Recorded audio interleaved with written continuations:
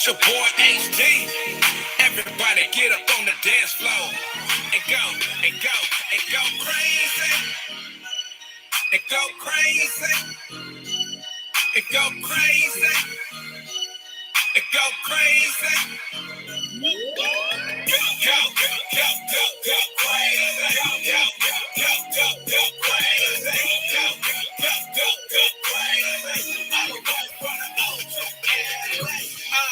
Go crazy like a dum-dum. East side homeboy, where I come from. Dance on the floor till you go numb. No fighting, no hating, no red rum.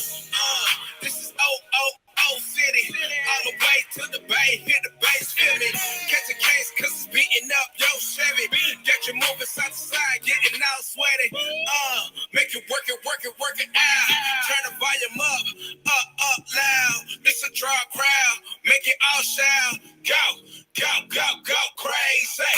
All the way from the O to LA. Hit play on the track and I'm ready. Like a quarterback, Tom Brady. Get you all in the frenzy. Go, go, go, go crazy. Go, go, go, go, go crazy. Go, go, go, go, go crazy. All the way from the O to LA. Go, go, go, go, go, go crazy. Go, go, go, go crazy. Go, go, go, go, go crazy. All the way from the O to LA. Go, go, go crazy. Go, go, go crazy. Go, go, go crazy. All the way from the O to LA. Go, go, go crazy. Go, go, go, go crazy. Go, go, go crazy. All the way from the O to LA.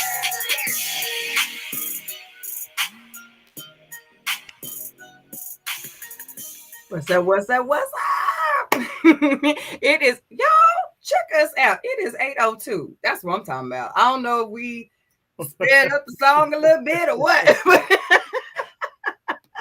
I don't know when it was the last time we finished up and got started talking at 8:02, but I'll take it. Okay. Never. Yeah, but hey, stranger things have happened. What's going on, Scoop Nation? It is time for the Scoop Show. It is Tuesday, 8:03 now, and it is time for us to settle in and get ready for this good conversation for the nation. All right. If you are new around here, this is fam. Okay, this is where we want you to come.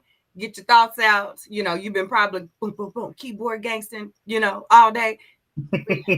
You got a space here, okay? We want to hear what you got to say. So that comment section is yeah, right. Come bring it in. Bring it in.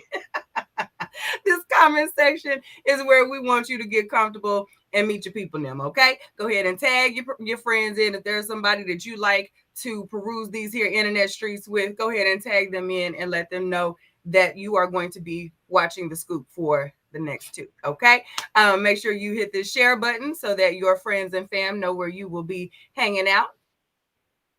Join the crowd. Join the party. They can sit with us tonight. Okay. So be sure and hit that share button so they know where you will be. I also invite you to hit that comment section and tell us where you repping. Okay. Where are you from? Where are you watching? All right. We like to know just how far and wide this show gets to reach each week. So that's just like the icebreaker. You ever been to a conference and they say, where are you from? Tell us your name, what you like to do. Yeah, we're going to keep it easy for you. Drop your name, your city and your state. Well, we know your name. Drop your city and your state and you're in there, okay? You're in like Flynn. That's your hey sis, hey bro, how you doing? Welcome. Go on, sit down, have a chair. That's how we do it around here. If you are catching us on another time, because we get replays, we appreciate you. If you are watching us on YouTube, hey YouTube, what's up Instagram? Hey, how you doing? And if you want to know how to follow us on all those other places that I just mentioned, go ahead and pop up my cool little graphics so I don't have to toggle tonight. But we want to make sure that you can get locked and loaded on all of our platforms because we out here, okay? We are on YouTube at The Scoop Show. We are on Facebook at Real Scoop Show. And we are on Instagram at The Scoop Radio Show. So be sure and hit the notification bells, hit all the thumbs up and the arrows and the likes and the follows and all of the things, okay? So that you never miss a show because we get the replays popping And we also comment back. Okay. We talk back. You talk to us nice, we'll talk back. Sometimes you don't have to talk to us nice. We can disagree, but we keep it respectful. But yeah, regardless of where you watch it, we want you to hit that comment section, is what I'm trying to say. Okay. That's right, Ebony. O City or no city. What's up? What's up? Shot down. Come on now. Come Oh on. my goodness. How you doing, bro? I'm good. Yeah, I'm good. I'm tired, but I'm good. Understood. Tired, boss, but I'm good. It's a long week already, huh? Long week. Listen, we got some good topics tonight, so I'm sure it's gonna carry me through these next this show. So, like you said, like y'all as Q said, make sure I hit the share button. Make sure you tag your people in. How you doing? I am good. I am good. I am doing really good. Sorry, I just got a message I was having to reply to. But yes, I'm doing really good. It has been a good day. It hasn't been a long week yet. It's been a busy, productive week. It hasn't been long yet. Tomorrow, Wednesdays are always my long days. Tomorrow it'll be a long week tomorrow. I know. Yeah. Which is why I so appreciate you for being on Clubhouse with me. I so appreciate it because y'all, I done got on Clubhouse now. So and y'all know I'm anti new app. Y'all know Facebook is but you enjoyed it. But you enjoyed it. I did very much. I'll be back. Yep, you enjoyed it. So speaking of which, let's just do that now since we're talking about it. Y'all, if y'all are free busy tomorrow at 8 o'clock Eastern time, 7 o'clock Central time, y'all join the Scoop on Clubhouse. We're talking about what qualities should a single person be looking for in a good partner. So if you're on Clubhouse, find the Scoop on Clubhouse and join the Clubhouse. And then usually we do it on Wednesdays. We have a different topic. But tomorrow we got a panel of people who are going to be talking about what qualities I should be looking for. Not I, but I as in a single person. No, not him. What's up in my inbox? The devil is a lie. The devil is a lie. We good. We good over here on these pots. Amen. So yeah, join us 8 o'clock Eastern, 7 o'clock Central time on Clubhouse. The Scoop on Clubhouse tomorrow 8 o'clock. All right. Let's go ahead and get into these. I'm dealing with some discrimination stuff, but it's all good. Oh, okay. Well, I'm sorry. We sorry to hear that. Yeah. We sorry to hear that. All right. Let's go ahead. You ready to jump into these hot topics? Let's go. Let's go. Dancing already. Let's go. All right. Let's go ahead. This first one is pretty good, actually. I can't even see. Good and stupid. Good and silly. I got one contact right now. Hold on. Let me make sure. I can't. Let me make sure this is the right one. I can't hear? Did you just say I can't hear? I can barely see. Hold on. Did you cover your eye and say I can't hear?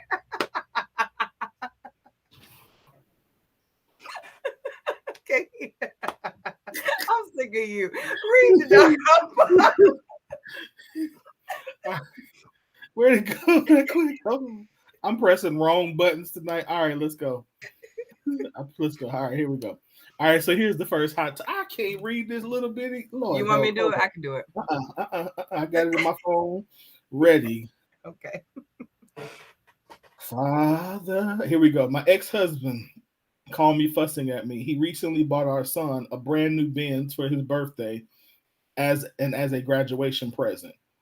My current husband had to get to work, so I told him to take my son's car because I had a couple of things to take care of and needed the Altima today. He ended up dropping my son off at practice and told him to call me when he was done with practice so I can go pick him up. I overslept and missed my son's call to come and pick him up. My son called his dad, but his dad was out of town, so he ended up taking the city bus. This man called me fussing, saying, quote, I bought the car for my son, not some grown-ass man. I didn't like my son taking the bus. This is why I got him a car and paying the insurance and the car payments. I hung up on his behind. Am I wrong for letting my current husband use my son's car?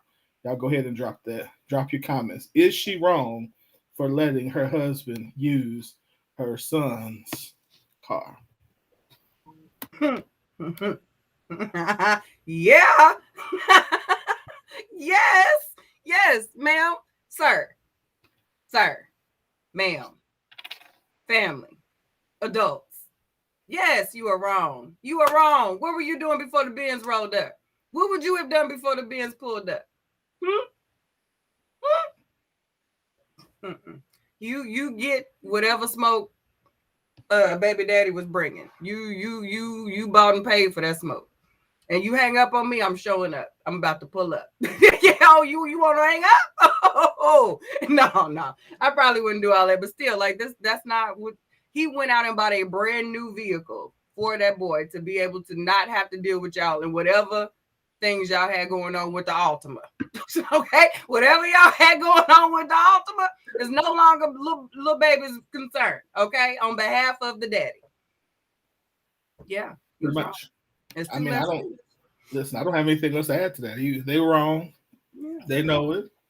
Whatever smoke he's bringing, whatever fussing he is giving, he is absolutely well within his right to fuss. Yes. Why would that man even be in that little boy's car? Why would he be in that man's car that he paid? On the post, what I said was, I don't understand why this grown man was okay with taking this kid's car, knowing that some other man done bought this car for his son. Yeah, this wasn't a make-a-wish gift. Like, I'd have been like, hey, how about you just drop me off? That would have been an easy fix. Like, isn't that what married people do? Or just drop me. You know what I mean? Like, hey, you got a new car. Can you drop me off at work? Or what? You know what I mean? Whatever. Oh, you talking about him dropping him off, the little boy dropping him off. The son drop him off. Oh, and then you have the audacity to say, call your mom to come pick you up, like you about to be chilling in my ride all day. No, bro. I'm finna call you. You going to come get me wherever you at, and I'm dropping you back off. I'm gonna drop you off, and you call your wife, and your wife come pick you up. Listen, wifey's at the house sleep, forgetting about me. Have wifey come pick you up. Have her drop you off and pick you up, and let y'all figure that out. See, they shouldn't even put that little boy in that position. That's why his daddy had to call and defend him like that. So, yeah, I hate that. You overslept and left my son. Right. That's what irritated the hell out of me. How dare you oversleeping and you gonna forget about him? Like, and then you the one that's gonna be mad because somebody is checking you. The little boy want to come in the room and cuss you out. You lucky he called his daddy. His daddy is trying to give you the smoke on behalf of the little boy because he's pacing back and forth, mad. He's mad for the whole ordeal. All day he'd been fuming. He knew you was going to oversleep. He knew you was going to be on some BS. And old boy was going to be riding around in his car. That's why it didn't take him long to call his daddy at all. Oh, yeah, she sleep. She sleep. And that Negro in my car, daddy. She said I had a couple errands I needed to run. So again, sounds to me like y'all two should have worked on y'all Altima and leave me out of this because this ain't got nothing to do with me. Y'all need another vehicle. You adults need to work that out. All right, let me see. Yes, she's wrong. Yes. Sounds like Country Wayne's ex-wife. He just bought his son a new Benz and the mom drive. Yeah, no. Yeah. The parallels. Right. Then had the son ride the bus. Oh, heck. Listen, I'm with you on that one. So it's not common. I don't know. Maybe not with the Benz, but. Oh, no, I think she was replying to Keith talking about it's not common sense. It's common sense. And she was saying it's not common. It's common sense. Got you. Whatever he was doing before the vehicle came, he needs to go back to doing that if the son is not driving. Park it. His dad is paying all the bills. It's his car. Yep. Absolutely. I'm sorry. I would have told him to walk. Listen, I told you, and if you have a problem with it, go call my dad. Yeah. Y'all know what it is. Pretty much. Gotta go. I'm late for school and been out. Pretty much. Hey. And listen, and dared you. I'm calling my dad. I dared you. I would have dared you take my keys. Yeah. I'm gonna drop you off and give me gas money. Just leave my car alone. Just don't mess with my car. Y'all figure that out. Y'all use this good adult credit and go get you another vehicle, like or bad credit or whatever. That's not my concern. I got a bid. Y'all figure that out. Like I'm not even dealing with that. Right. All right. Joy, you're probably right. They're trying to take over his car. He even mentioned the issue of make her car seem like she has an issue with the bids not being there. Sorry, it's the wrong one. Probably. Mm-hmm. Oh yeah, they figured that's a new ride for the house. Yep. We got a Benz. No, he got a Benz. We don't have none. You got an Altima. You have an Altima. He has the Benz. He has a Benz, exactly. Yeah. All right. Should Brittany Renner face charges for trapping PJ Washington? Should Brittany Renner face charges for trapping? Okay, so I'm gonna attempt to explain this. PJ Washington's a basketball player with the Charlotte Hornets. Mm-hmm. Was dating this young lady when he was 17, from my understanding, 17. I think she was supposedly at his games when he was that age. They didn't start officially dating until he was 21, is what I saw. Okay. But I don't. And so supposedly she got pregnant, and then had a baby, and then 2 months after she had the baby, she filed for divorce, and now he has to pay her $200,000 a month in child support, I believe it is. That's what the stories are saying, but that's not all confirmed yet. We don't know if they even married, but that was the story that got the people talking. Yeah, and then it was like she was on Instagram saying, I guess previous to that if you want, like, NBA players are dumb, so if you want to come up, get you one because they're dumb and they don't wrap it up. So, yeah. Hey, Shanae. All right, I was going to say, who is Pure Joy? But okay. Thank you for letting us know that. Yeah. Okay, so what do you think? No. Should she face charges for trapping him? No.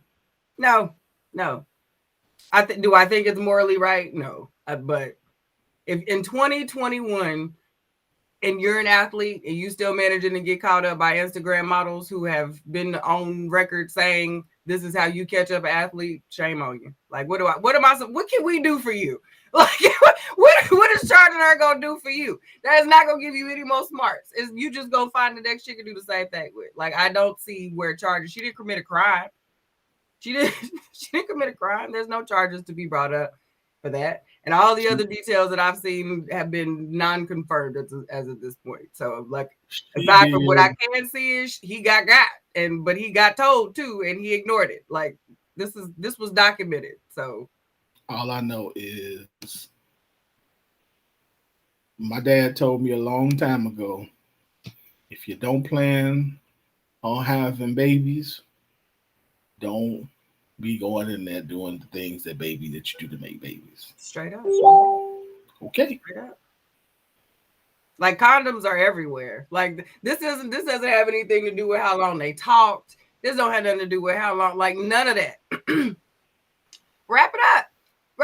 Like, wear a condom. This was not no wholesome girl next door chick. Like, he believed what he wanted to believe despite what everybody else already knew. We recently found out that this was the same chick that Colin Kaepernick may pay her own way out to come see him. Like, I didn't even know that. Like, I didn't even know that until Shanae brought that back up here recently. Like, I had no idea. So this chick is documented for being out here. So, like, if you manage to slip up enough and get bamboozled to the point where you done had a baby by this chick, to get on any type of paper where you have to send her any type of coin on a regular basis, that is your bad. I do not feel sorry for you, sir. Cut your check. I mean, I feel bad for him, but you know, I don't. Like I said on the post, stupid, Lynn. In 2021, that's stupid. I don't feel bad for you. I feel bad. I feel bad for people who do stupid stuff, but nevertheless, my feeling bad does not mean that you still ain't gonna have to write the check. Like, you have to cut the check. You have to cut the check, bro. What I said on the post, if I were him, I'd get custody. I would just get custody. I would because if she's an Instagram model and he is an NBA player, he should be able to. I mean, our system, let's just be honest, our system is set up that people who have more money can get better lawyers, typically. You got But does that make them better parents? But that doesn't. They ain't never stopped nothing. But why would we have? That's what I'm saying. That's why I wasn't really cool with the whole take it or the kid thing, because the likelihood of him actually being there to raise that child is slim to none. She might be a trash girlfriend, or we might not like her necessarily. She can't be around my man, but that doesn't mean she's not going to be a good mom. Like, you know what I mean? Who's to say she wouldn't be a good mom? So taking her from him, taking the baby from her to put her with nannies and grandmas and aunties and cousin thems and all over the world, like, is that really the life that the baby should have out of spite for you being stupid? Like, that is like the pettiest resort to me. Like, oh well, my bad, I messed up, but I'm gonna take this baby and run him all over the world. It's my baby, it's my child. Just so wear condoms. Responsibility. I mean, we passed that. We passed that at this point. I mean, he's already clearly has not done that. So at this point, that's perpetuating a petty cycle. Weird. That's not helping nothing. Like that baby is still gonna be running around, and that's gonna be the next Instagram thought. Or the next dummy out here because he ain't being raised either. Yo, money. Let's keep listening. If you want to keep it $200,000 a month, get my baby. I think Joseph said he ain't even got $200,000 a month to be giving us, so that can't be found. He does. He makes, like, I looked up his contract. He's on his rookie contract. He's made a little over $7 million, and then so over his rookie contract is $14 million. So over the first 4 years, he's in year 2 of his NBA career, he'll make $14 million. He got it. He all right. He all right. Leave that baby where it's at. Use them good, expensive lawyers to work out a good agreement where you can pay reasonable child support and go on about your good co-parenting, healthy life. Like, let's. You already messed up the cycle. Like, you ain't got to completely. There's some hope to still break it, bro. Like, we ain't gotta just stay on the stupid wheel. Just stay on the... Give me my baby. Just go ahead and go hard for the statistic. Just make the baby a statistic. Give me my baby. No. Shoot. Lord have mercy. All right, let's go. All right, so Levon Cornish posted this one. She says, so let's get uncomfortable for a second. How did we as men get to a point? So somebody else wrote this, by the way, not her. How did we as men get to a point where our homies get this never-ending amount of loyalty, but our women get the bare minimum? Why are we taught to never fold on your homie, but it's okay to betray the woman that has our back? Why does the code we as men live by only benefit other men and not our women? Why does our woman have to wait on us to become the man she needs, but the homies don't have to wait on you to learn loyalty for them? Am I tripping, or does the code kind of seem to make men look like they love other men more than women? Not my post, just took it from another group, but let's talk about it. Yep. I thought this was a good question. I thought it was very well thought out. And when kept in the context that it was trying to provide, I thought it could create a very good conversation. I think when you look at this, there's a lot of layers to it. There are a lot of layers to it. So I can understand why it was able to kind of veer off. I think friendship, love, and loyalty is different than romantic love and loyalty. We get different things from these types of relationships. However, on a conversational scale, and what it seems to be when in the midst of these situations, it appears as though, like, when it's a small thing, it doesn't have to be these huge, you chose me over them, and it was, these big things, but it's the little times where it's, I need you to be here for me with this, but my homies, and we got this thing, and every Friday is poker night, and you know how we do, but I need you on this, like, in those small moments that I think women feel as though these types of things show up, where those types of things for us are major, because those are our quality time. That's my bonding time. Those are the times, not necessarily, I don't want every Friday, but if this is a Friday that I ask you for and you choose the boys over, you know what I mean? Like, those little things seem to build up, and it's always like, well, they've always been here. Okay, but do you want me to be here?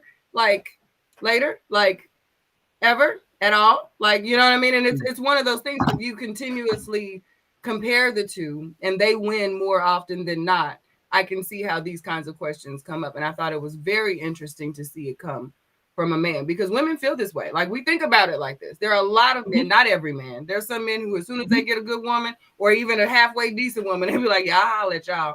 I'm gonna go over and see what this might do. You know what I mean? Because there are men who know, I prefer the company, the nurturing, the care of women. I know men who 10 times out of 10 gonna choose to be around a room full of women over hanging with the homies, period. Even if there's no sex, nothing romantic happening, they enjoy the energy of being around women, and they are very masculine men. Like, they enjoy, you know, that type of thing. So that's not saying all men do that, but there are some men who are very, very for the homies. And a lot of the moves that they make are very much determined by the understanding of, the acceptance of, the dependency on the homies being okay with it. And that is something that, Yeah. So your context, if that's happening, I absolutely agree with you. I don't think that as a man in a relationship, if your woman asks you for a Friday night, that there's anything wrong with skipping poker night to hang out with your lady. I think where for some men where it gets a little complex is when what you're saying are like little things or things that happen every so often become the norm. And I think that those are the times when it's like, okay, I'm doing the family thing every day. And so this 5-6 hour period, once a week, once every other week is my time to go do what I do. So I think that's where it becomes for a lot of men where it becomes problematic, is that it's not a every once in a while thing. It's a everyday thing. So, or every weekend thing.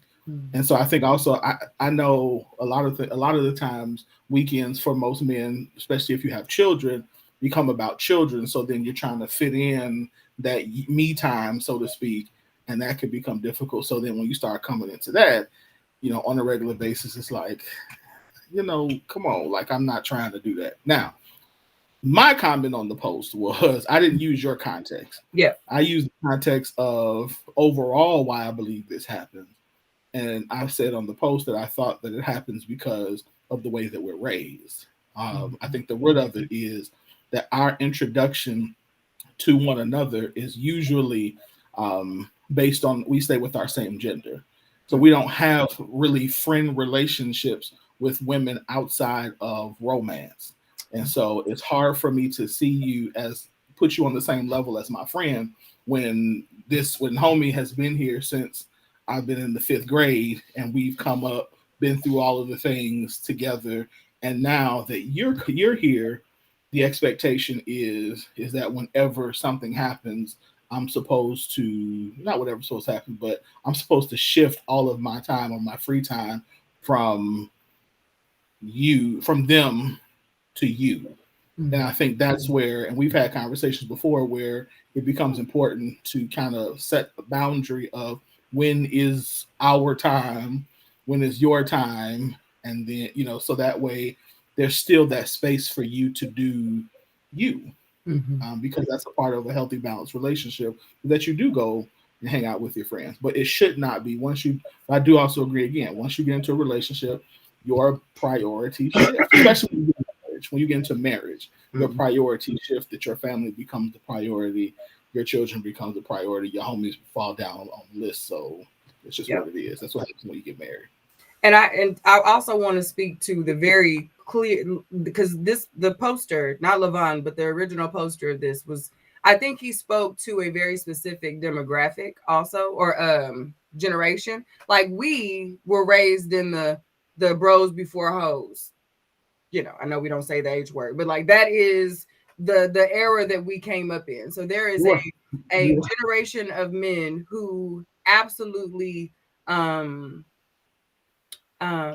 prefer the brotherhood culture. Like, that is a whole culture for them. You know, some people say it's gang related. Some people say when the hip hop culture came along, when, you know, it became cool to be a part of a group. You know, prior to that, it was almost dangerous to be a group of Black men together hanging out, and they was always around. So when when the culture shift happened, that was a part of the branding of that culture. So it also affected in a real way in how we relate to one another. A lot of the men internalize that to a point where it's hard to break that. So that's where that you can be disloyal to your woman. You know, it's easier for you to be bad to her than it would be to do there are some dudes who would never ever think about telling a lie or stealing from, or, you know, to one of their boys, but will go in their girl's purse in a minute. You know what I mean? Will lie to her without even blinking. You know what I mean?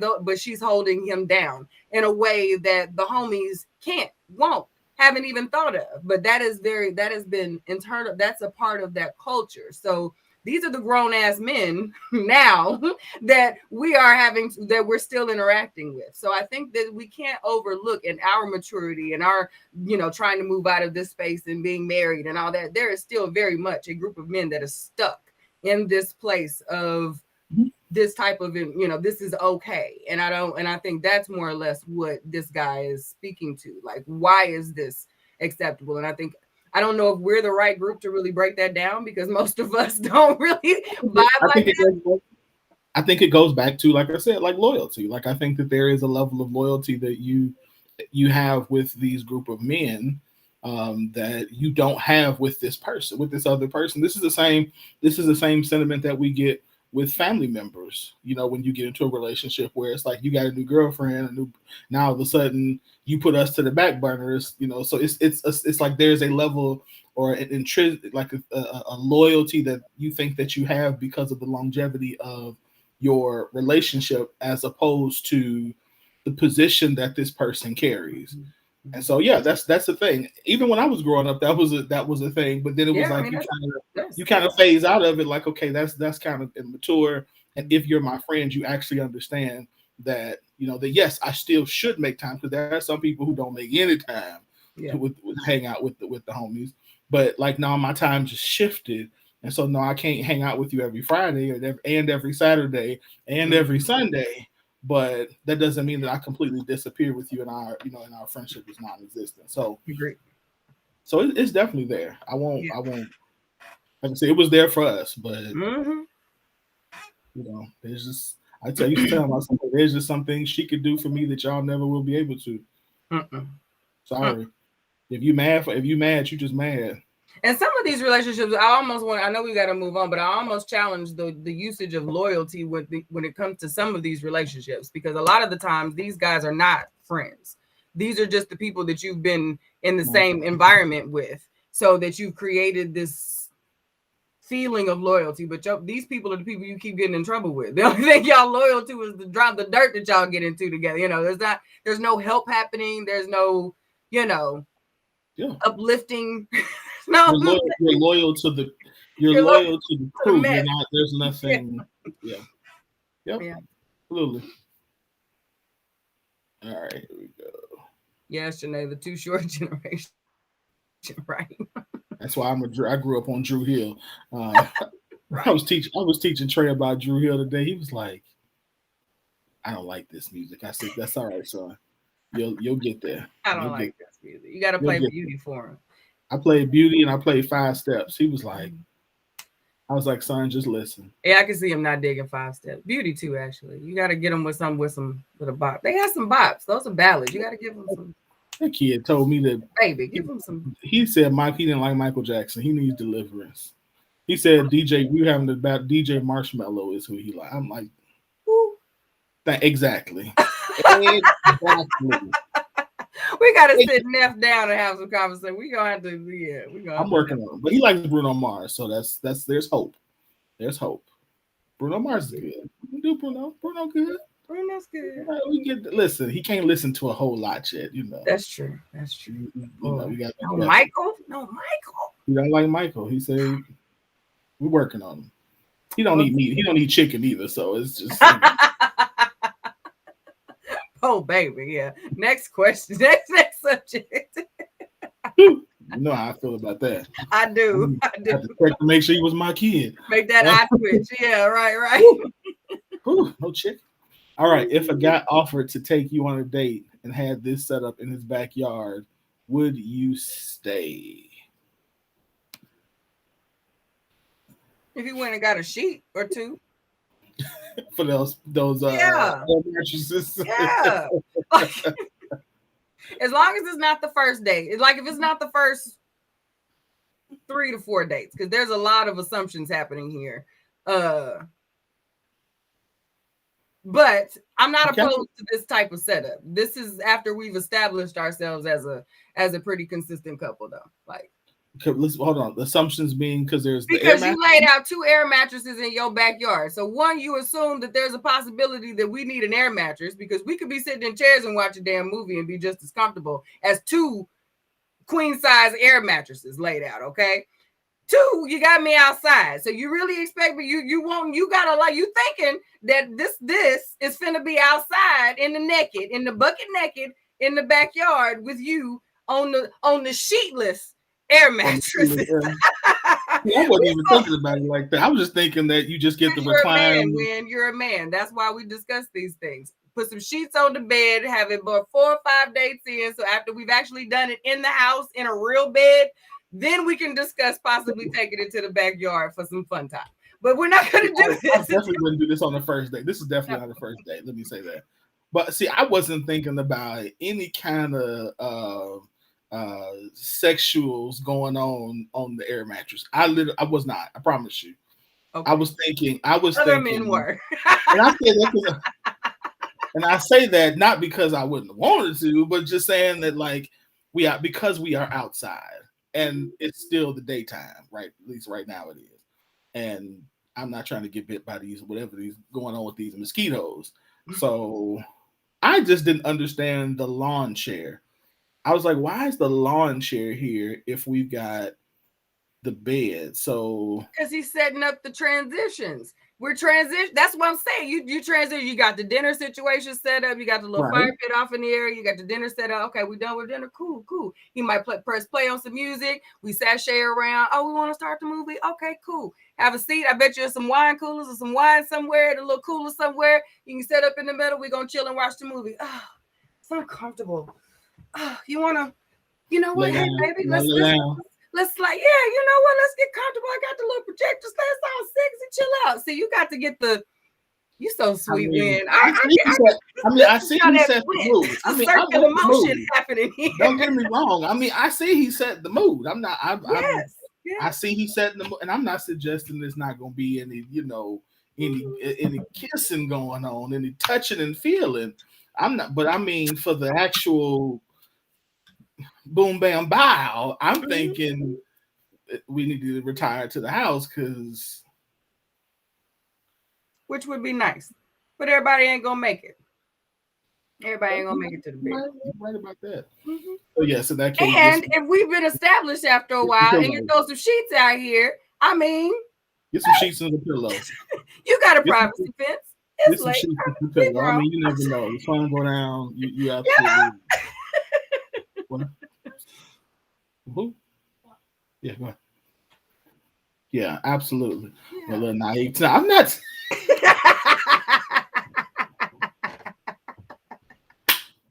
I'm just saying that it's the daytime still. Duskish. We looking at the evening. The sun is going down in the back. Go down a little bit more before I get to. But I'm with you. Absolutely. First date, nah, it's not a first date. This is a good Corona. Like, Corona was going on and you couldn't go places. This is a real good thing to do. Yeah, this would be cool. He definitely gets style points. Like, this is nice. Cool. I'm just saying, throw some sheets on that bad boy and we in the game. We might be able to make it. Throw some sheets. Get a blanket, something like that. Yeah, absolutely. Make it nice and cozy for you, girl. Absolutely. Yeah. I don't see no music out there, so yeah, you got to play the. Okay. Yeah, I need you to get that phone, that Bluetooth. This that move. This that move.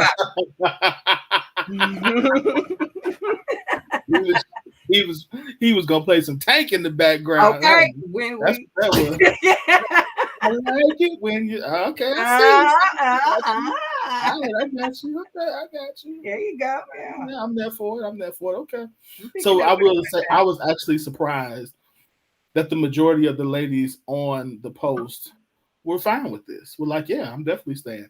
I'm absolutely was surprised It's because awful. yeah, but you know, I think that a lot of times, and maybe this is, I think I see a lot of ladies who are like, no, this is, you know, this is cheap. I'm worth going out to, you know. So I think that Yeah. I was surprised to see that pretty much every lady on the post was like, yeah, I'm definitely. Then I did think, like you said, this can't be a first date, and this had to be a guy that they liked. Like if this is a dude you're not sure about, or you on the fence about, then it's like, nah, this It ain't gonna land the same. I agree. You gotta come with something better than that. So I give him credit. Definitely give him style points. Like I said, just add the sheet. And I have to listen. I have to get some Love Jones or something. Yep. These are when you pull out the details. What movies did she say she liked? What type of music did she say she liked? You know what I mean? Do you have a favorite soda in the cooler? What type of wine did you have? You been details, bruh? I'm gonna have to use this one. Yes, when you're doing this kind of setup, you better pay. It better be on point with all of the little things because you didn't go through a whole lot to make it happen. You know what I mean? So like this is for her. It's got to be set up for her if you do this kind of thing. Let me ask this question. You answer it later. So we're mid-30s and up. Mm-hmm. At 25, would this work? For me, yeah, I'm a romantic. This would have been fine for me at 25. Yeah. Do you think that most 25-year-old women that would work? This will work for? If she liked him, yeah. No, these 25-year-olds, I don't know. They looking for an experience. I don't know if 25-year-olds today would be here for that. Us, maybe. Like we were different. You know what I mean? We had romance movies and romantic music. Right. Like we knew what love songs and love romance movies were. So this would have reminded us of something. Yeah. These kids said the 25-year-olds now have no recollection of what this could even lead to. Like this is where romance is made of, and they wouldn't get this. It was like, your backyard. I can see them going like, this is it. I got all of this for your backyard. Like I can see all the neck rolls and yeah, this wouldn't. And Mama sitting back when she's telling the homegirls, listening through the door, going, "She did what? Little girl." Mama's just flabbergasted. That was your husband, girl. And that's what I think. Another thing I thought, like what's the age group of this? Because I could see for us this working because we're at an age now where intimacy is different. Where these types of trying to get flued out, right? Yes, they trying to get flued out. Okay, let me tell you something. I said the other day to somebody, I said these folks these days, I go Miami, Las Vegas, Atlanta, us to death. That's all they want to do. Let's go to Miami, Las Vegas. It was Miami, Vegas, and Atlanta. I'm like, Lord help. Yeah. Anyway. Y'all do what you do. I'm not mad at you. So it would have been cool with me at 25. I don't know about these 25. Probably not. Yeah, that's what I'm saying. Yeah. They be on some other stuff. I be listening like, I'm a poor baby. Baby. You know what, TJ? I'm gonna have to thank you. She was talking about some love sing by Joe. Let me add this to my playlist. Hold, please. Pull this next one up and then let me add that to my list. All right. Yeah, Q, this is yours. I don't even remember what I was talking about now. Hold on. What'd I say? Oh, this mess. Right. Yeah, so the post says if your husband tells you it's time to change your number and focus more in on y'all, is this when the submitting part comes in? No questions asked, just do it. Your question, Q, was, or statement was. You mean it's time to change our numbers. This isn't an example of submission to me, but I'm willing to hear other perspectives. I have many questions about the why and what's supposed to be accomplished by this that would absolutely delay my compliance with this request. What about you? Yeah. Sis had questions. Quite a few. Yeah. This as is, especially since they reclarified at the bottom, no questions asked, just do it, would not work for me. I would have questions. So no. Like, how is me only changing my number going to somehow bring us closer? No, I don't. I have a lot of questions. What happened to bring this up? Why is it that this is the only solution? Why no, this is not my idea of right. Hey, Mom, are we going into witness protection? I have questions. So many questions that need answers.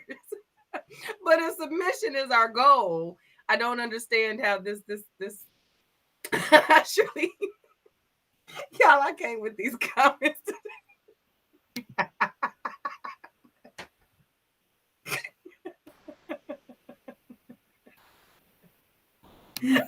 I'm not with it. Needless to say, I'm not with it. What do you say to this? But I said on the post, first of all, I said, what did I say? This isn't submission. Submission would be, so the question is this where the submission part comes in? Changing your number. I don't think, well, first of all, I don't think submission has anything to do with not asking questions. Mm-hmm. If you have questions, ask the questions. I think hold on, so they're still trying to add this song. Hold on. Boy, if you don't take a note and keep it pushing. I need it now. All right. So I don't think that's submission. I think to do it to ask questions is appropriate, especially when when what you're being asked to do doesn't accomplish the actual goal.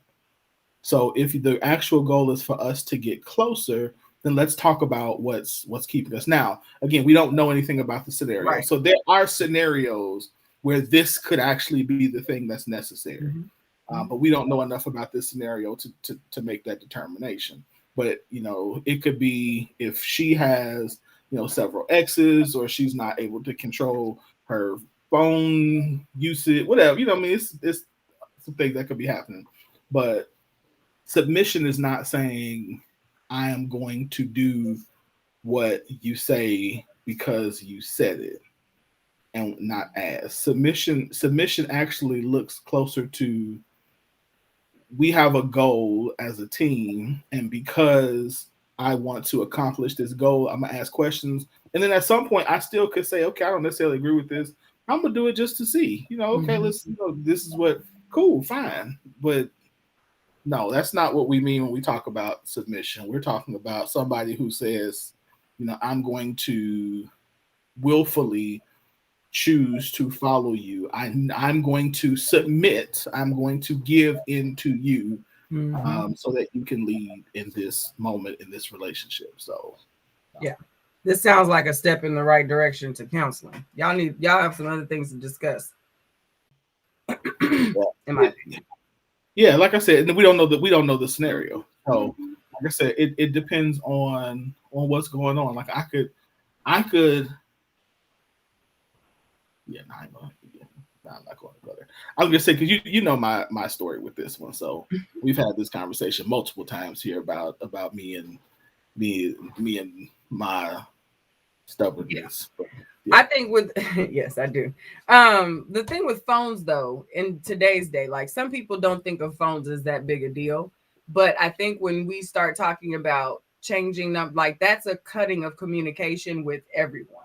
You have to reestablish connections with everyone when the numbers change. If we're just going to look at it from the drasticness of what's happening when you change a phone number. Yes, you can reestablish contact with those people that you're supposed to reestablish contact with. Yes, but there is something that happens. Like, if this is supposed to be a solution for a relationship, we have to understand that that's a discipline thing. No matter what no matter what 10 digits you assign to that device, if you want to contact the certain people that you were contacting with the other 10 digits, you're going to do it again with these 10 digits. So like that doesn't really establish any additional security if there are not other things in place to make sure that that stays happening. So I think sometimes in relationships, people go straight to what they feel is the main thing that's offending. The main offender is that damn phone. No, it's the user of the phone. We have to correct the behavior of the user of the device. It's not always the phone. So we always talk about the phones and social media and these things and that thing. No, it takes an actual person that logs in and is active and engages on this device, in these apps, with these people, in these spaces that create this discord within your relationship. You can change that number every third Sunday. And if as soon as they put that Gmail back in that phone, all them phone numbers about to show back up, all them email, everything that you've done prior for the last 59 years, okay, floods your new device, your phone, whatever it is, comes right back.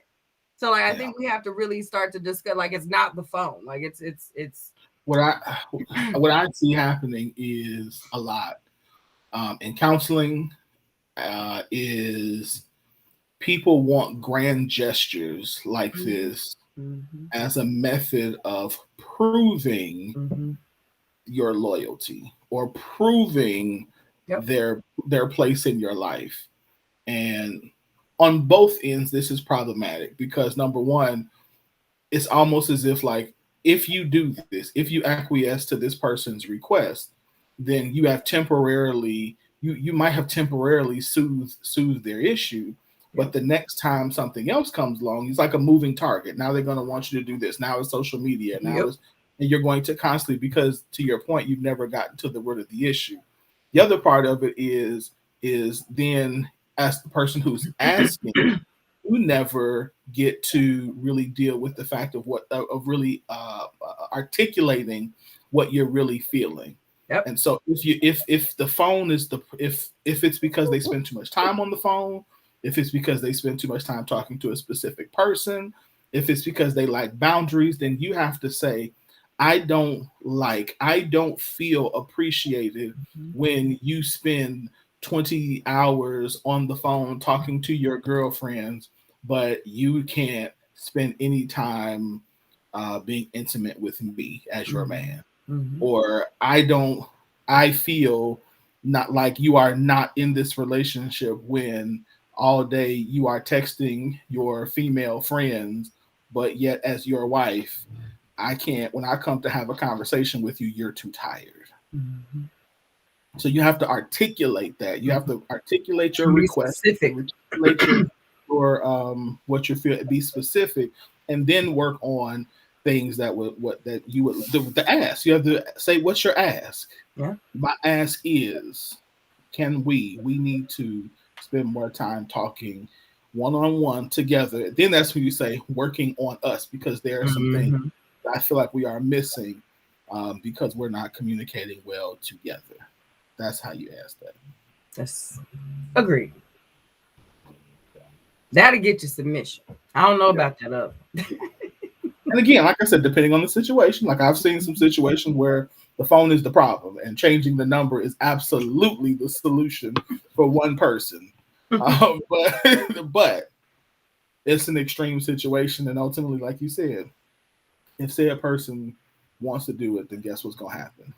They're going to find you. And they're going to get you. And they're going to be, or they're going to be in that inbox. Hey, I saw you change your number. Right. They're going to be There's way too many ways to contact folks. They're going to be video aside from the phone. Listen, check this out. When Wynn texted me for the doggone Clubhouse thing, I was surprised. I forgot that I even had Wynn's text phone number in my phone. I was like, oh, I didn't even expect to see you here. Like, so the actual I forgot what you're talking about. The actual exchanging of phone numbers isn't even as big a deal. Like half of the people that I talk to every day, I don't even know if I have their actual phone number in my phone. You know what I mean? So like that in itself is even so small now. That's why I say you got to get to the real issue, to the other parts. But yeah, it's the real issue. Yeah. And I think this idea of submission again, and then we'll move on. Yeah. This idea of submission being a blind thing or you don't get to ask questions is abuse. It's false. Yeah. So let me call it, that's actually abuse. You're not dealing with a child. Yeah. You are dealing with a grown adult. Mm-hmm. And so as an adult, you should want your partner. There are definitely times in relationships where you don't have time to explain the reason why you're making a decision, but that's not the majority of the time. And then even in that time later on, after that moment has passed, then that person like, hey, I don't know why you just want to do what you did. What was that about? There's nothing wrong with them asking. I mean, sometimes like, bro, what we done before? Like, this ain't the time to be asking duck. Like, just duck. So those happen, but as a rule, you want your person submission. The real test of submission is when a person knows why they're submitting, and still saying, okay, I'm with it, or I might not agree with it, but you know what? Maybe you see something I don't see, so let's try it your way. That's what real submission looks like and sounds like. And then again, that's something that we do to each other, not something that only wives do. Yep. I'll get off that soapbox. Hey, love y'all. Submission should be sexy. Love y'all. Not scary. It is when it's done right. Mm-hmm. All right, that's it. That's all our topics. Is that all we had? Okay. That's it. And we are on it time-wise. Look at us. 3 minutes early. Happy dads. Right. That's all I got. I was doing that. What did I did something with Maya the other day, and I dropped down, and I was like, "Oh, I don't have meganese." And she said, "You don't have what?" And I said, "Meganese." She was like, "I thought that's what you said. I was hoping that's what you said." I was like, "Yeah, your mama does not have the meganese, honey." But I was trying. I was doing my little, and I was like, "Oh, too low." No, ma'am. Go back to no. Your back was like. What are we doing? Yeah, bring it back up. You about to be going to the chiropractor in a minute. You Check it out. Up. Okay, on somebody's table, lay it out. Talking about some can you right there? Yeah, that's it. Straight up. It was fun though. We had a moment, but yeah, meganese I do not have. All right, y'all. As always, Hot Topics. I forgot to do this earlier. Hot Topics are brought to you all by Bob Shamrock, which is the Black-owned gas station in Oklahoma City, located at 2901 Northwest 10th Street in Oklahoma City. Again, Bob Shamrock gas station, 2901 Northwest 10th Street, across from the fairgrounds, owned by our very own Kels herself, where you can pull up and fill up your gas tank and your stomach with the wonderful food choices that they have. So again, 2901 Northwest 10th Street, across from the fairgrounds in Oklahoma City, Bob's Shamrock. Also, if you're looking to advertise with us here on The Scoop, we've got packages that fit all the budgets. So you should get with us if you've got an event coming, if you have a product or a service that you want to be seen all over the place, because that's what we are.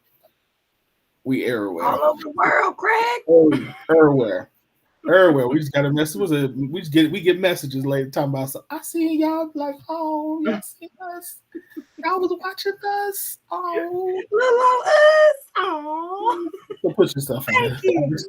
Right. So advertise with us, and so that way people can see your business or your product as well. What else we got? Our last but definitely not least, y'all buy my book. Yes, please. Buy my book. Hold on, let's go. Where we at? Hold on.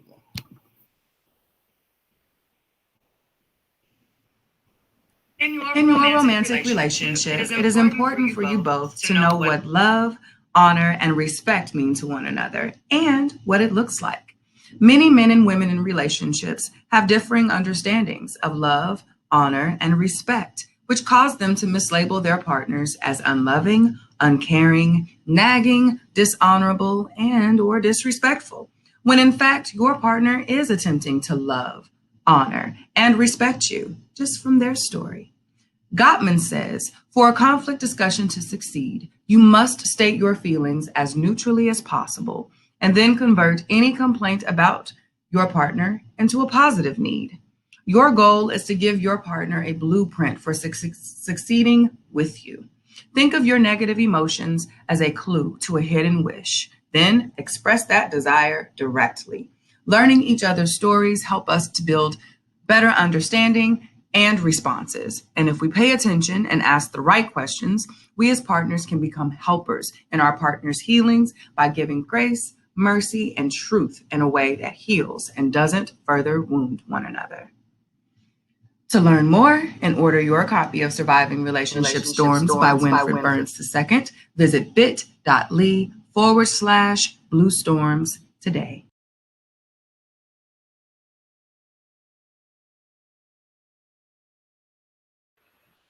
All right, you got it. Go get it.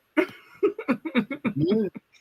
All right, y'all. It is time for the second half of the show where we are going to be talking about. So this, okay, I had to read this question again. So you guys, so many of our conversations get derailed, I think, because we will have a conversation, we'll start talking, and it'll be, well, we don't experience it that way as women, as we discuss these things with men. And when asked a question earlier last week, I believe, I think this is where this came from, where he asked us flat out if we as women feel as though we experience life, we experience things differently than men. His question was, do ladies in general think there is a huge difference in the overall life experiences of men and women? Based on some posting questions asked, I wonder if ladies think we don't experience life on similar, not the same, ways. There's definitely some nuanced differences. So yeah, this was a very good question, and it made me think. I had to pause on this one because my first thought was, yeah, we do experience things differently. We, being men and women, we essentially have different experiences simply because of how we are here in life. Okay, just period. But I think because we can only see the things that we see from our specific lenses, they appear to be more extravagant sometimes than what they are, or they can feel like they're more than what they are. So that is why it is hard for us to sometimes have these kinds of conversations where it feels so easy to compare our experiences because we only see it from our sides. Now, with all of that being said, that was my want to reach out and touch somebody's hand, join hands and sing songs response to that. And I do really believe that. I think where we are now, we can start to have those types of conversations. But to also answer this, a lot of how we experience things are not necessarily by design as far as how Black men and women relate to one another. Our particular world is set up where men specifically are set up to have a different experience than women. It is just how our culture, our society is aligned. So no matter how well intentioned, no matter how wonderful your goal may be, the overall experience of women can be and is expected to be based on how our society is set up solely different than what a man is to experience. So that is where a lot of our disconnect, I feel, comes in, because a lot of what we experience and how we experience is something that some men cannot even fathom, because you could not possibly put yourself in the position that a woman would put, because the world would never put you in that off the top thought process of a woman, because even a disadvantaged man is not assumed to be in the space that a woman is in the structure of things. So I think sometimes you'll get that type of answer from this because we experience the world differently based on how the world works. Now, how we might take on and love and care for one another in our spaces and how we respect and take care of each other is something that we have more control over. But by and large, I think the way that women present in the world is different because how we experience it is very different than how men experience it. No matter your race, no matter your economic stature, anything like that, men have it differently than women do, is my response to that. In what ways? Women are set up to be, we are seen as weaker. We are seen as needing to be spoken to in a way that is often smaller. Like we've got to be, that's where the mansplaining comes in. That's where we've got to be spoken to in a way that's, oh, let's give it to her small. You know, the women go over here and the men will handle the big things. And that's not a matter of protection all the time. It's been used in a way of you're not able to. It's used as a reduction of, as opposed to a protection of. I think overall, women are not shit. We had to. It's only been so long where we've been able to sign for ourselves, be able to go out and do things for ourselves. Like the whole disconnect of men and women in relationships right now, as far as Black men and women are concerned, a lot of the times is the fact that we are able to have the independence that we weren't able to have before. Nobody was ever really taking that from it. When freedom was given, the men were the ones to steal. Y'all were the ones that we had to talk to before the women could even be spoken to. You know what I mean? So like that's what I'm saying. Like yes, times are changing, but the fact that they are changing is still creating so much of this drama because a lot of folks liked it the way that it was. And the fact that it's changing is the problem. The fact that women have the rights, can do, will do, are doing more differently without the need of a man there is a problem. Because not every woman who can do is saying, I don't need or want a man. That's not all. That's not every woman who is doing those things without a man is not saying it's because she doesn't need one or want one. But a lot of the time that comes from that. Yeah, I don't think that's what I don't think with the question that's what I was trying to get. I think I'm more so looking at the. No, you're good. I think I was more so trying to find out, like, in terms of, so a lot of times I see these discussions where we're asking each other questions about our experiences as if there are different emotional experiences. And I think I said in there, like, there are definitely some nuances that are different to the male and female, the male and female experience. Absolutely. But in general, I mean, like, general things, I wonder sometimes if we lose or don't, if part of the reason why we don't have empathy and part of the reason why we don't have a deeper level of love is because we think that our experience in the world is different. And now when I say, let me frame this by saying, I'm referring to Black men and Black women. Okay.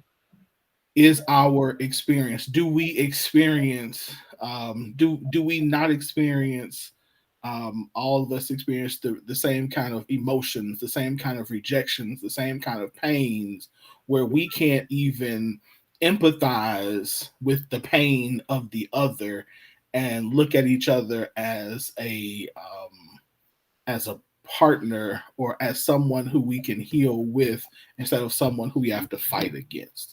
Because it really seems like, to me, we are aliens. Yeah. Like some of the stuff I'm like, do women? I'm like, what do you mean? They're human. Of course they feel that. What do you mean? And same thing with men. Like, do men don't get hurt? They just go from one woman to the next. Yeah. What are you talking about? Of course we feel pain. Now the way we experience pain is different. The way that we deal with pain is definitely different. In general, speaking in general, but yeah, I think that was more so kind of the question. There absolutely use more words next time, bro. you know me and my I'm messing general with you. questions. That was Yeah. just to be. But I just want to say because I agree with you that the nuances of what it means to be a woman in this culture or in historically Yeah. is different. That the power dynamics of being a man versus being a woman are absolutely different. That the systematic way in which women, well, let's just call it the systematic way in which anybody that's not a white man has been demoralized and dehumanized and made to feel like we were property are all like that's definitely there, and women more so than men.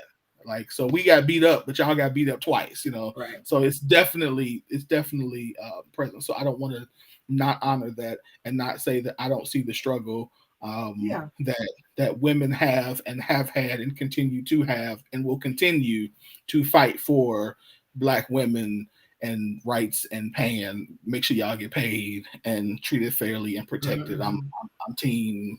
I'm there. I'm on the team. Yeah.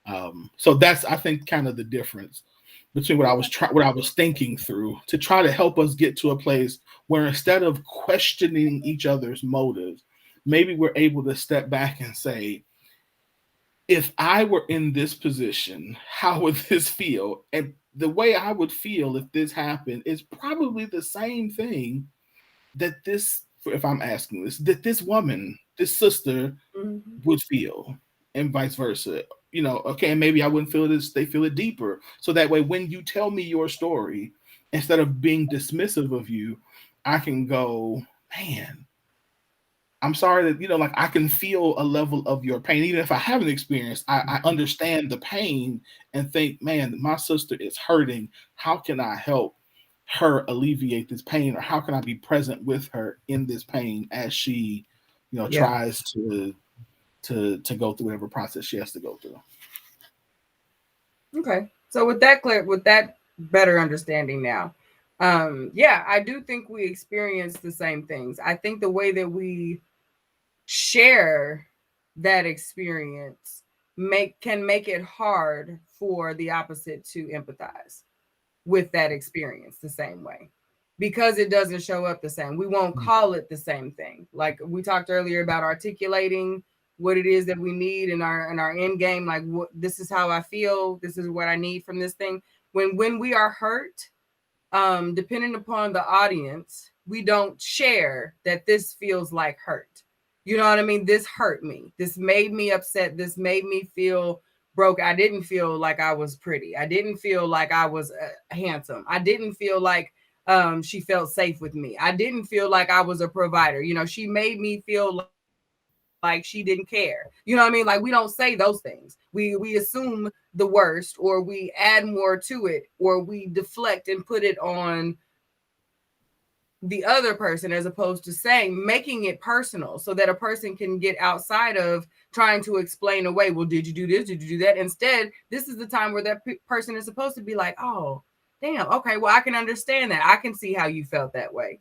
We don't put ourselves in the position, men and women alike, that is where we're alike. We try and secure ourselves, our face, because we've already been hurt on the inside. So we won't just say what it is that we're feeling, so that people can get a better understanding, and then we can come on one accord, especially in forums like on social media. No one can be weak. No one can be broken. No one can say they were ever hurt before. Nobody has ever been traumatized. Nobody has ever been cheated on. Nobody's ever done anything. Right. All of these situations are hypothetical. Nobody ever has any experience with it until you get down through the thick of it. And then them comments get a little more personal. They get a little more poignant. They get a little more ouch. They get a little more, where did that come from? Because you're pulling on experience. Like, you've been there.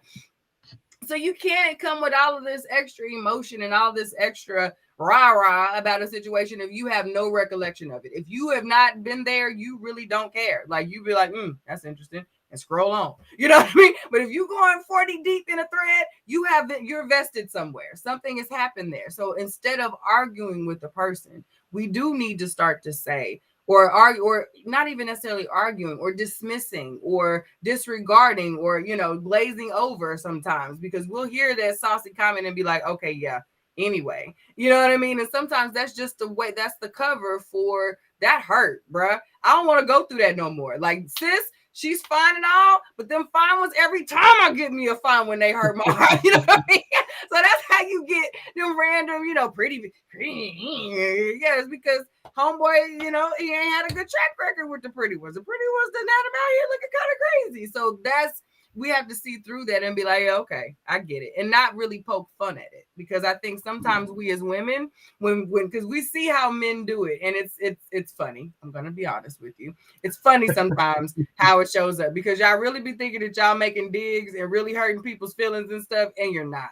Like, you're not. It shows so much. That's why we ask who hurt you, because we see that there's pain there, and you take it as being petty. And sometimes we are being petty because you've gone so hard in the opposite direction of being polite. Like, we got to be petty now. It's like you earned it. But just on the flip of that, we see that that is where that comes from. You can't be this energized about a situation that you have no connection to. Same thing for women. We go hard, fast, and sometimes be loud and wrong about something that has nothing to do with what was going. Similar to how I started this thread. Like, I'll own it. I own that I might have been off in the direction of where this topic was going. And we've even had previous discussion about this topic.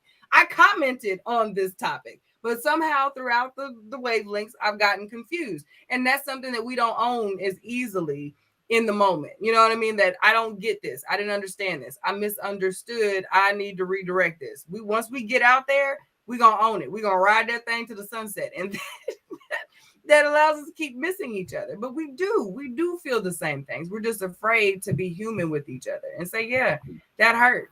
Yeah, that hurt me too. Okay, so how do we fix that? How do we come back and not hurt each other no more? What would you have preferred her to do? If now looking back on it, and you saw what you did, you see what she did, how could you have changed? When did this shift where y'all could have done that differently? Those are the types of conversations I think. And be brave enough to go back and apologize. Yeah.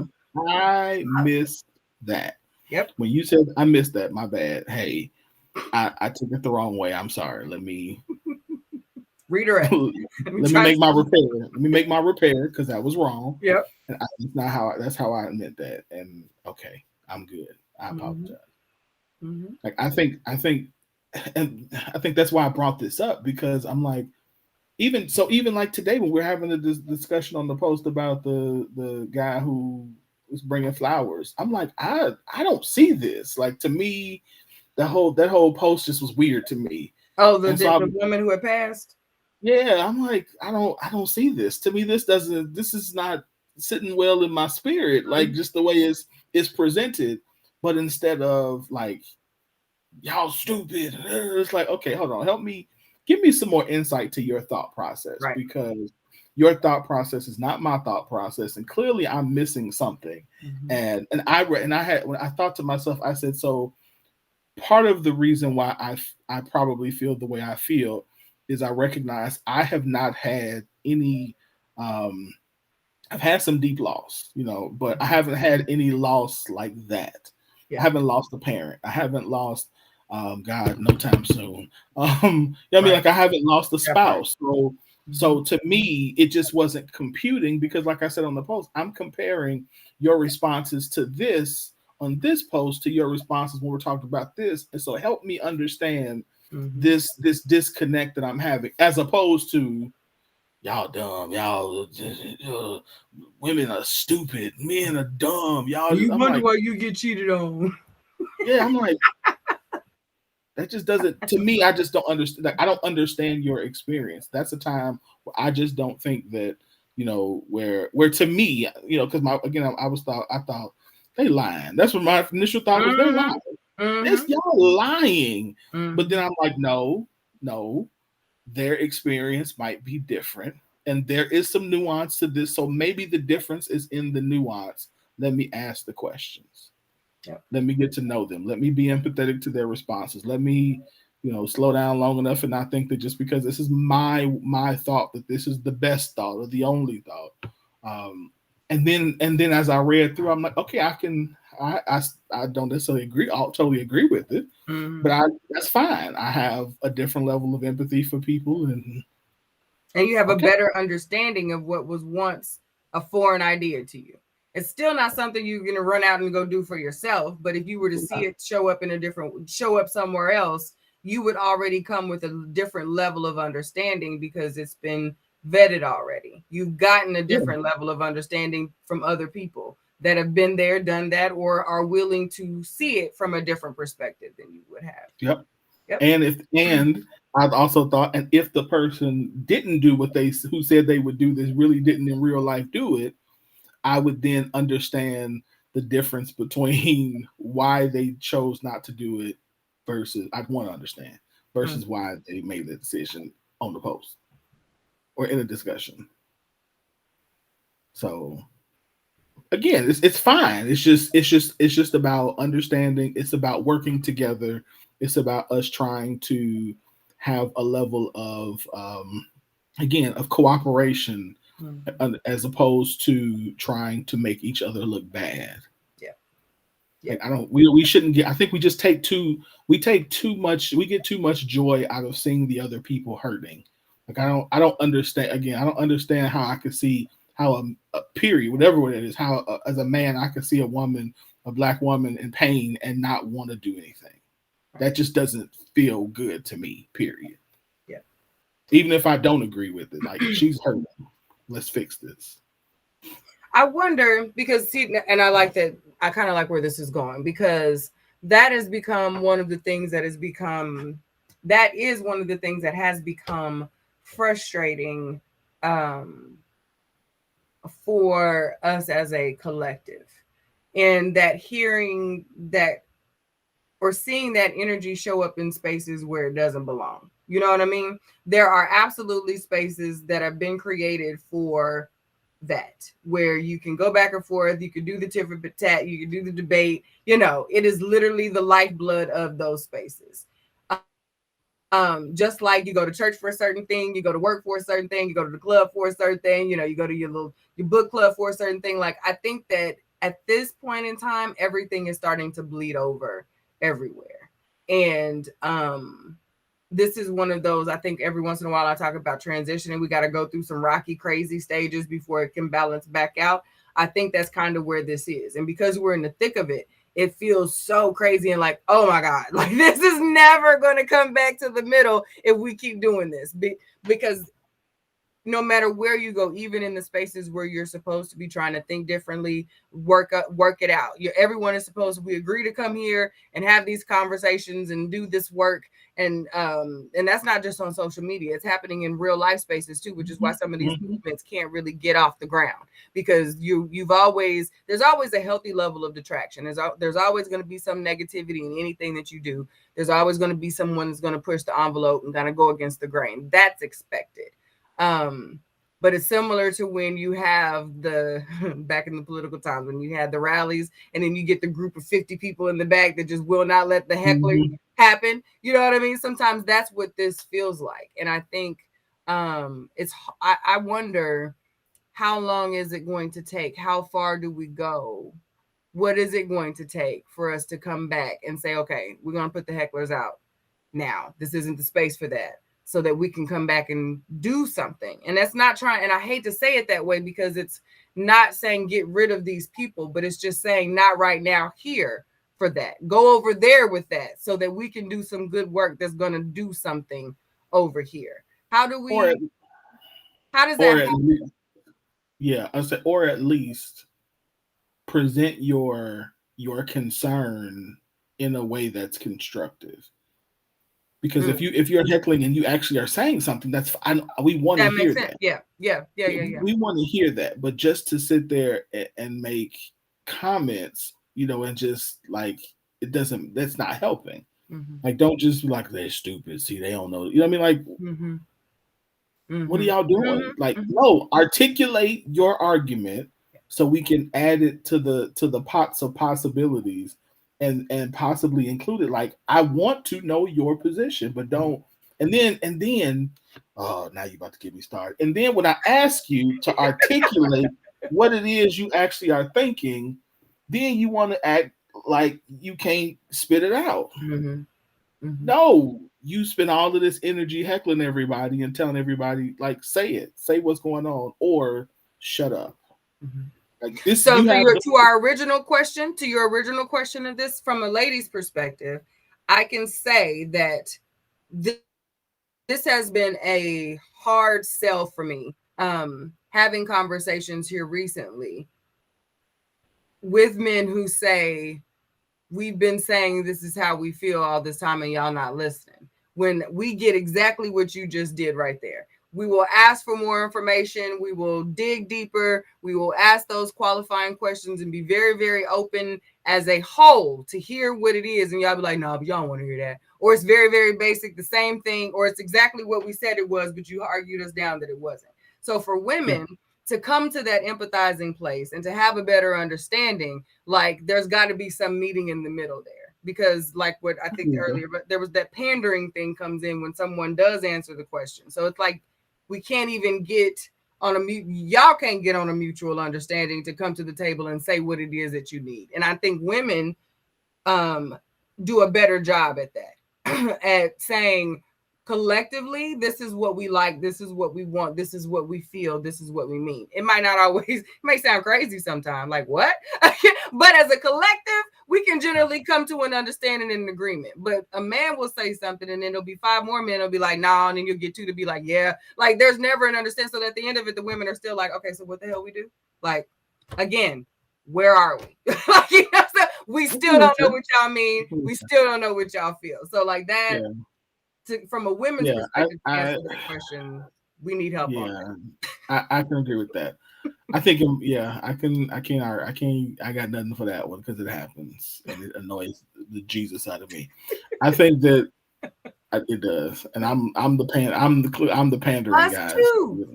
Yeah, so it's frustrating, but I do think that some of that is, as for men and women, is where we are. You know, where we are in terms of this overwhelming feeling that we're tired of saying the same thing over and over and nobody's listening.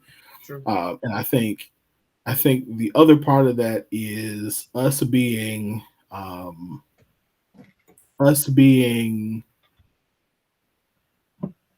in spaces where we have an expectation that when we say something, that something's going to happen, and when it doesn't, it's this frustration of, but I'm a man, and when I say something, something's supposed to happen. Mm-hmm. So I think that's a part of it. Mm. Women want resolution.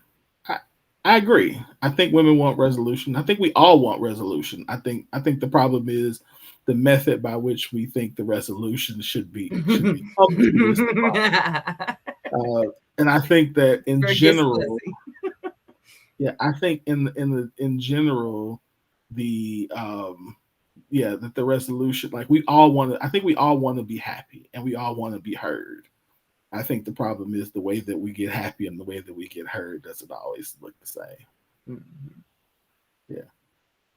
Yeah. I think sometimes I've had to learn that hearing means that sometimes I just need to shut up and just listen.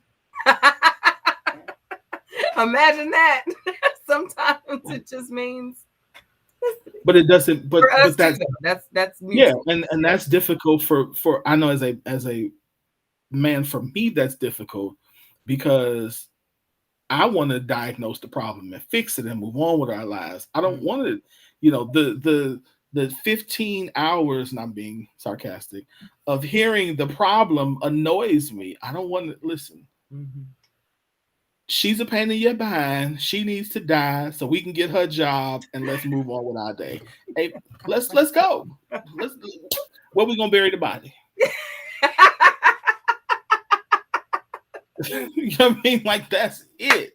But no, we want to talk about her and what she did and what she said. And I'm like, because we can't just dead up. We can't do that. We know that that's not what we can do. They're gonna question where Susie went if we just put her in the bag. We cannot do that. That's all right. We can listen. We're gonna figure it out. But I'm just, so I think that's for us in a lot of instances. That is the is we just don't know how to come to that space of saying that the solution sometimes is just the listening. That is the solution. And that's not an easy thing to do. And just like with us, sometimes the solution is just the listening.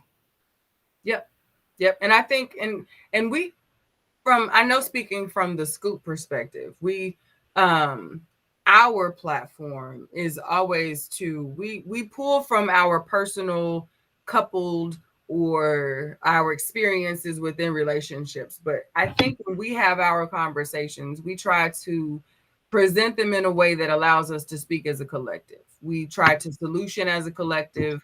We try and give information and be as broad as possible to reach as many people as possible. And I think sometimes when we remove that very personal, very specific, detailed piece from these conversations, we can get back into the solutions part of it. We can't solution what happened 10 years ago that you're still working through. There's no solution for that thing today. We can only help solution what's going to happen in your future relationships. But like, everyone has to come to the agreement that we have to remove the details of the last thing so that we can move into the new thing. Like, we can't work through those things. You got to be able to remove that so that you can even see where the solution is in this. Because all you still see is the pain or the pissed or the whatever that happened from that thing. So I think when we go into these conversations, that's why we get so frustrated, myself included. Like, I know that I've had to step back from quite a few more conversations that I am personally proud of over the last few weeks, simply because it was hard for me to take my own personal perspectives, experiences, expectations of humans from the situation. So in these types of spaces, we would do much better, because like, nobody's really winning any points for being the rudest on a post, or you know what I mean, like, or get like, that's not where it's at. Like, that's not really the flex that we think it is. It's just really not. So like, when we have these conversations, it's coming from a place of, how do we get better? How do we get better? And if that's really not the kind of conversations that you want to have, like, what are we doing? You're contributing to the decay. That's to the problem. Like, why are you there? You know what I mean? It's not even a matter of like. Oh, I don't know what that was.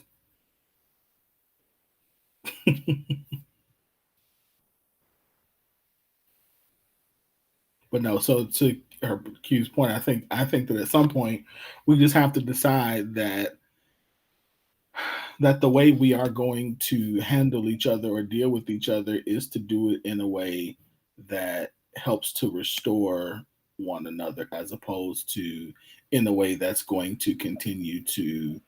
I don't know where I went. Like, I was in mid conversation and my just. It's going to continue to demoralize and harm each other. Go ahead. You keep going. No, that's it. That's essentially it. Like, it's not helping. And it gets to be, it's just distracting. And I think if you are in these places, contribute, you know what I mean? Because we have work to do.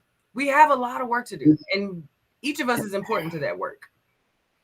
I think to me why this is so important is because it feels like we are so close to like that tipping point in a good way that says we are past the anger. And there was some, doesn't mean that we won't have to deal with the trauma, but that we recognize, but the fact that we recognize that we're walking into relationships with trauma. And because we recognize that all of us are walking into these relationships with trauma, that we are going to deal with each other in a way that is helpful instead of. So, and I don't think that's just in relationships. I think that's in business. I think that's in entrepreneurship. I think we're getting there in the area of faith. We got some work to do there, but I'm working on that one. So I think I think we're getting there. I think we're so close because I think that, like we're saying, the pain is the pain. We recognize we all have that pain. And so now we can stop pretending like we don't have that pain. And now we can say, okay, let's build something better, and let's build one another better, because pain is We old. have tools now. We have tools now. Before, all we had was trauma. We all know we had trauma. Like the whole damn collective is full of trauma. We can pinpoint the trauma. We can identify. We can share all the trauma all the time. Like we all have that in common. What we don't have in common are the tools. That's what we need to be coming back to the middle to get, because now those tools are available to us. The longer it takes us to recognize the fact that we need the tools, the more trauma we are inflicting on each other. Like that's what we're so close to. That accountability that it has happened. Now we can fix it. Right now we're still in this place of saying we only, not me. Yes, you too. Like all of us. And it's showing. Look, and it's showing. You do know it's showing. But we're running from the tools. So it just doesn't make sense. So when we have these conversations about what do we do to fix it?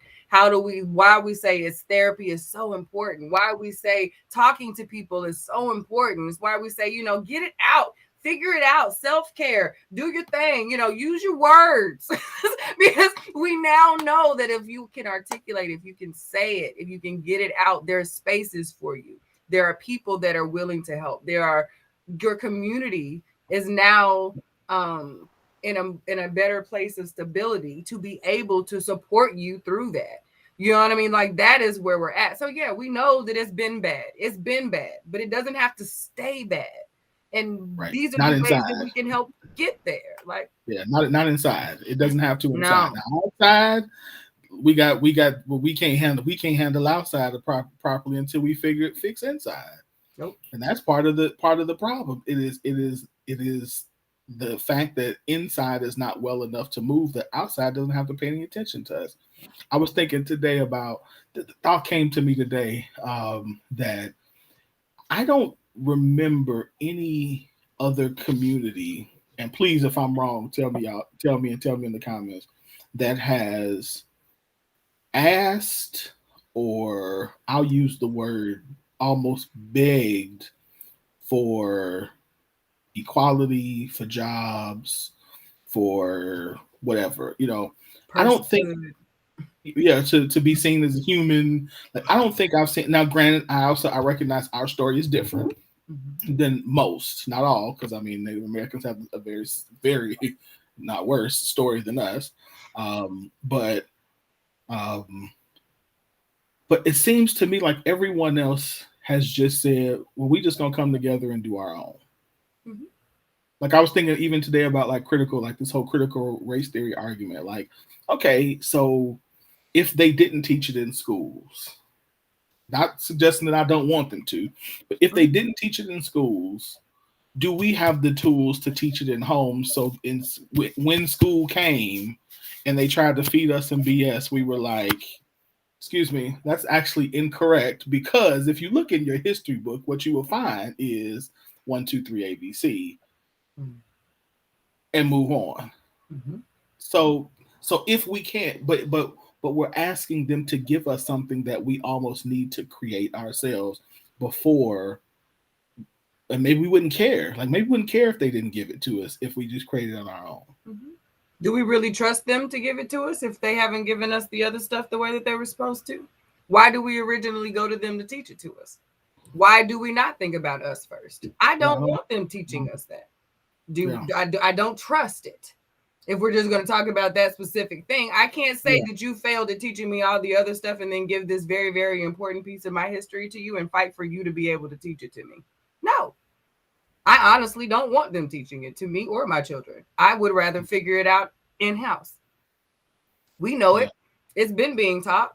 Let's go to the people who have been teaching it, who are experts at it, who know, the Jamikas of the world, the people who have actually been doing the work, who have the curriculum. This isn't new. It's been being taught on a higher scale. Why can we not go to these other folks and have them give it to us in bite-sized, appropriate pieces? Yeah. For the spaces that it's going to. That's what I'm saying. We've got to be able to think about things in perspective. in proper perspective. If we're growing a thing, if we are creating a thing, if we're doing a ground level thing, why do we feel like we don't get to get dirty? Yeah. We got to. I was this past weekend, I was in I drove past a credit union that was Slovenia. Like, they have their own credit union in this community. That's dope. Absolutely. Mm-hmm. I'm like, so we should be doing like they gonna make sure they get houses and loans and business loans. But I'm like, okay, I got it. I see. Like, we're asking people to give us something that we've got to create, but we can't create it if we're consistently looking to shoot each other or depress each other, as opposed to seeing each other as partners. I would much rather come help you than discredit you. But I would much rather be offered an opportunity to come and help, like, because that's why I say we do it in our small sections. But like, when can we do this on a big scale where we can all get in a big room and say, hey, you have those resources, I have these resources. Those people over there don't know them, but I heard they have those resources. All of us want to benefit from this thing right here. Let's put all of our resources together. And the benefit is now we all can come in and do this thing. Not the fact that my name is on it or your name is on it, or I got to post or tag or be a part of this thing or be seen with these people. It's the fact that we all know that this thing needs to happen so that all of our interests are served. Like, you can still be selfish and be a part of a collaborative. Sure. Like, you know what I mean? Like, you could have an interest in something personally and still provide value for a collective. Like, I don't think we fully understand that's how wealth is created. That's how these systems were created. Do you think all these folks in these boardrooms are besties? Do you think these folks are vacationing together? Like, most of them don't like each other. Most of them don't like each other at all, actually.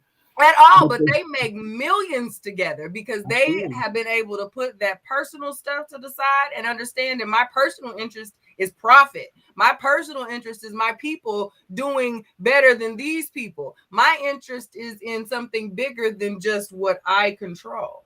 You know what I'm saying? And we're too busy. I think to answer your question, I think it has to be, like, we have to, and we do it, like, we have to be more proactive trying to reach out to those other small groups. Like, small groups have to get together and say, okay, I got this, I got the eggs, you got the flour, you got the milk. Okay, come on, you come over here with us, bring your milk, whatever else goes in the cake, I don't know, but whatever, I just eggs, flowers, you milk. Did good. We 3 in, that's a good start. We good.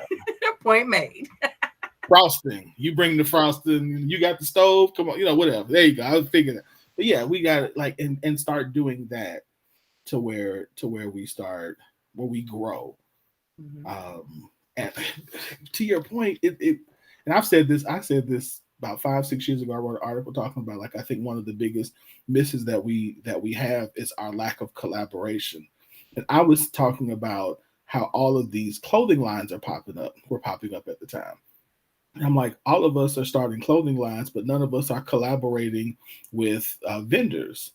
So I asked the question, what would it look like if we all bought from the same vendor together? One big what kind of price discount could we get, and what could that do for our pricing if, instead of us ordering, each of us ordering 10, we all order 500, and so, or we order, the same 500, but we got it at a better price, So just thinking about that, I think what that's would they do to your service levels as far as being able to provide a more well-rounded product for your customer? You got more options when you buy more. You know what I mean? You got all kinds of things when you come in bulk. There are differences when you come in numbers. Like, absolutely. That right there is profound. There are price breaks when you come with your numbers, whether it's in buying things, whether it's in policy, like politics. Like, there are strength in numbers. Listen, and that's why we talked about last week. Like, you can say what you want about the the LGBTQ community, but and there's disagreement there between them. But they know good and well, in order for us to get this move forward, we together. We might not like this and this, but we like the fact that we want this policy passed. So we're going to work together here, and it's going to get passed because they recognize, for the sake of moving forward, for the sake of the collective, we could deal with that other stuff later. Let's just deal with. We need to get this done today, and that's where we have to get to. And I think, again, to the original question, it doesn't. I think it starts with us saying, "Listen, we've got a similar experience. We are all hurting. Yep. We are all oppressed. We all trying to get more money. We all want better neighborhoods, better schools, better families, better families." Like I don't know how I am like even thinking about like this whole. I remember it was last year, this whole grocery store thing on the east side. Like, why we what the whole hell? What are we doing? Yeah, it took how long to get that going? It took how long of us to get the doors open? Give us a grocery store and we all gonna shop there. Like, we're not gonna go, oh, we ain't gonna. No, this is what we're gonna do. We all gonna do this. Period. And people who don't live on the east side, guess what? We're gonna go shop over there. Yep. Like, what are we doing? Fighting, posting, being loud and wrong. Loud and behind. Yeah. I mean, real talk. Like, I'm not being funny when I say this, but as an example, like, there is no way in the world that at this point, Kel's like, y'all should be like, I don't care where you live. 2901 Northwest 10th Street is where you should buy your gas. Fill up. That's where you should buy your gas. What's the point? Oh, we got a black-owned. Look, we have a black-owned gas station. We gonna fill up our car. We gonna go get our barbecue. We gonna get our lottery tickets, whatever else they do at 2901. Like, that's the mentality. Like, but instead of going, oh, we ain't gonna make her rich. No, yes, we are. We absolutely are. So that way, once we can move we can continue to build up our community. Yep. And that's not just in business. We have to do that in our relationships, in our families, in our education, and how we deal with each other in our friendships, and how we show up in every space.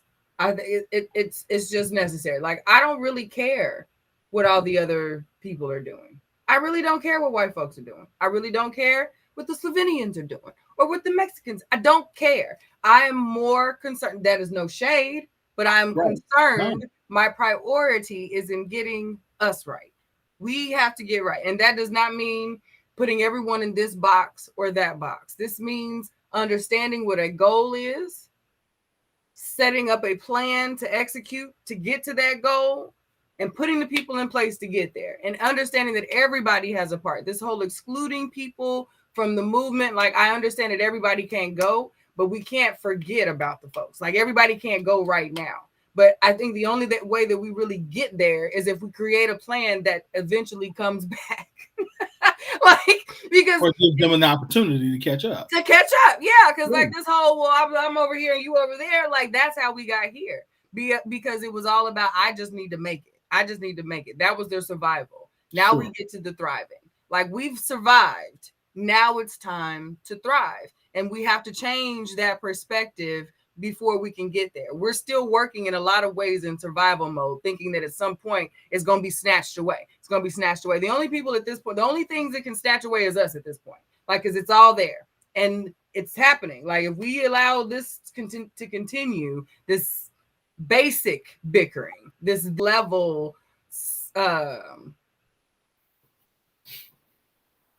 know what I'm saying. This is happening. To continue,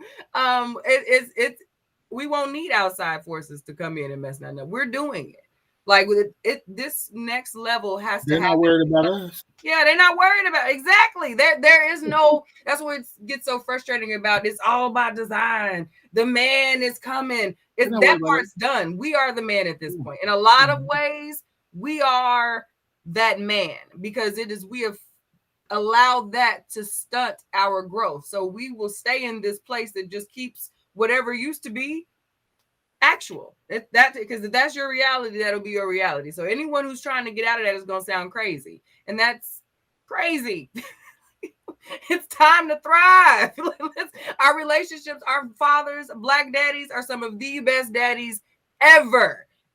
Even the ones who have never had the mentors, the basketball coaches, the football coaches, the uncles, the corner boy, the folks who stay around that come to listen. Anasia went to a elementary school. Maya and Anasia both went to a elementary school that's around the corner from me.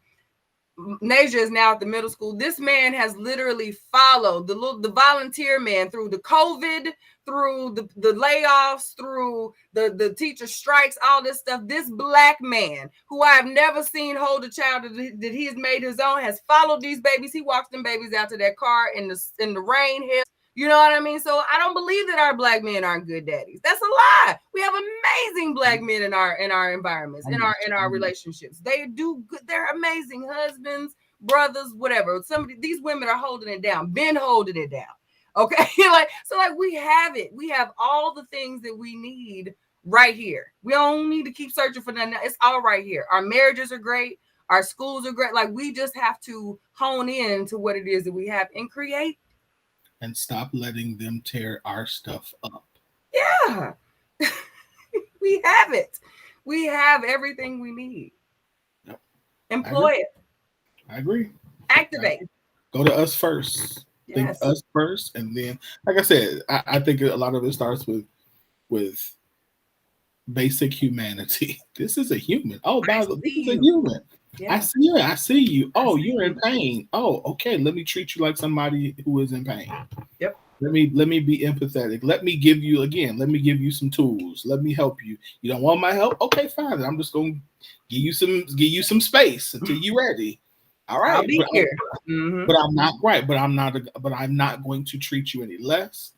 I'm just gonna give you space because I can't let you hurt me. All right, but cool. When you ready, I'm right here.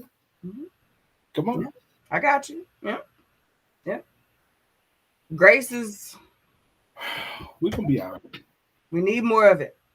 We're gonna be all right. Mm-hmm. But I think again, Grace to get right. Is not that different. I think the nuances, what we were talking about earlier, I think the nuances are the part that makes us so wonderful. And I think that's what makes us what when we get into those is what will help us learn ourselves so much better. I've learned so much listening to other people's story, like, oh, that's why I felt that. Mm-hmm. Oh, yeah, okay, yeah. Like, I think we don't realize the beauty in understanding other people's stories and other people's emotions and how they work through things and the tools that they had. Like you said, talking about the tools that they use. And oh shoot, I could try that for myself. Right. All right, cool. Like, I think that's the beauty of it. That's the beauty of community. And it's one of the reasons why I love relationship talk so much. I love talking about not just love, because like that's so bad, but like relating to each other and the vulnerable spaces that we put ourselves in unknowingly when we are relating to each other.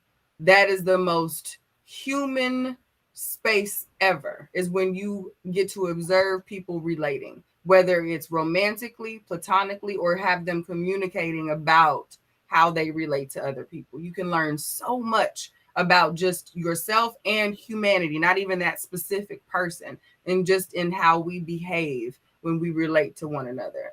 It's better than business. It's better than any other sciencey, thing, any planet, sun, moon, stars thing. How we interact and engage with each other has always fascinated me. People have been, that's why I love people watching, you know what I mean? Like, it's one of those things where you just learn so much when people are just allowed to exist and share their experiences and how they just exist out here, because we experience it very uniquely, but again, we come together and it's like, oh yeah, I get that, you know what I mean? Yep, felt. Why do we think these things, these collaborative thing, the hashtags become so catchy. Felt.